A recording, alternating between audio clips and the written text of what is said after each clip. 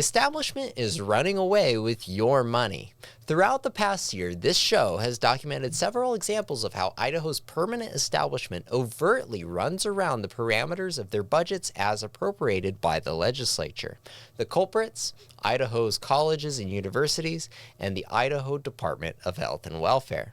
We will discuss these rogue state agencies and how the legislature could put them back in check on this week's episode of Fiscal Fridays.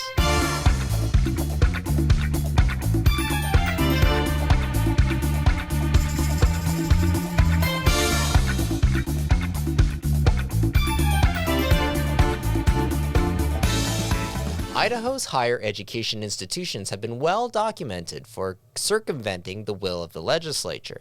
Just last week, the Idaho Dispatch dropped a story about how Boise State University is hiding funds from the legislature. The university is paying its former president, Bob Kustra, a $105,000 salary through vending machine revenue so he could host a weekly one-hour show on Boise State Public Radio. This is a perfect example of how money is fungible. The vending machine money would normally go to scholarships, but they took that money and applied it to Kustra's salary. Then they backfilled the scholarship fund with central funds appropriated by the legislature. There are similar issues with the hiring of so-called diversity officers at all four of Idaho's four-year colleges, too. As of 2022, the institutions employed 66 diversity officers at a total price tag of $4.6 million. Mind you, this is just 1 year after the legislature stipulated that no appropriations could be used for such positions. The universities famously noted that they did not technically have any diversity officers employed at their campuses. The University of Idaho, however, even paid a law firm to back them up on it. Yet, now they openly note that employment of these positions, but claim that it is entirely through donations from big businesses boosting their ESG scores like Micron. In addition to all this, the University of Idaho backed their $550 million purchase of the University of Phoenix with the full faith and credit of tax dollars, a decision that is not only unconstitutional, but received zero input from budget writers in the legislature. Other state agencies, like the Idaho Department of Health and Welfare, are not much better. In our last episode of Fiscal Fridays, we discussed how the agency is continuing to support the Idaho Harm Reduction Project, despite the legislature defunding that program last legislative session. To make matters worse, the agency required first responders to go through this woke nonprofit to get Narcan for opioid overdose treatment. Now, the agency conveniently cannot figure out how to use these funds to get police, fire, and EMS what they need. We also cannot forget about the ongoing issue with Childcare Stabilization block grants. The agency overspent and misallocated $36 million in funding that was supposed to go toward childcare infrastructure.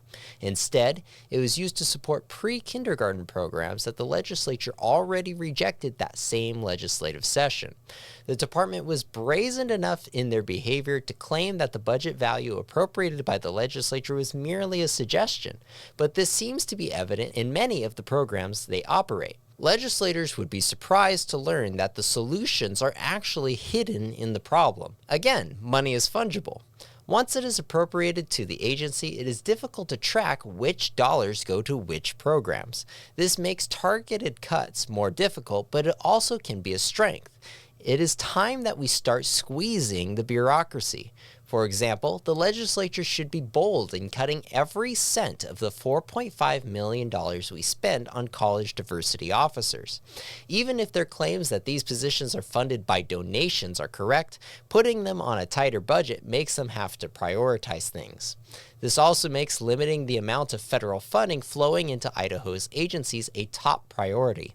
The legislature should consider how these grants often become blank checks once they are continuously appropriated and hidden in the base budget. But what if agencies just ignore the law, as the case with the IDHW? In cases where illegal activity is occurring, there should be consequences for the leadership of those agencies. The legislature should call for the removal of Director Dave Jepson and other agency leaders for illegally expending funds. However, the legislature may have to get creative in this area in order to get the governor's attention. In all, Idaho has serious issues with the bureaucracy, one that is not unlike what we see in Washington, D.C., where the permanent establishment has run away from the goals of elected officials and the people. They are invested in growing the state and expanding their reach, taking more funding from the taxpayer in the process. 2024 is high time for the legislature to act against Idaho's deep state.